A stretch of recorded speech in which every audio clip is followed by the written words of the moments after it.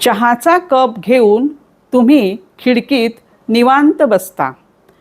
अवतीभोवती पाहत, निसर्गाचा आनंद घेत, चहाचा घुटका घेत असताना तुमच्या लक्षात आलं, अरेच्चा, चहामध्ये साखरच घालायचं विसरले की काय?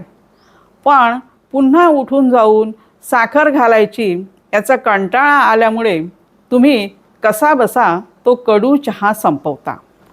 आणि शेवटी दिसते की कपाच्या तळाशी बसलेली न विरघळलेली साखर. आयुष्याचंही असंच असतं. आपल्या अवतीभोवती आनंदाचे क्षण असतात, पण ते डोळसपणे पाहता आले पाहिजे.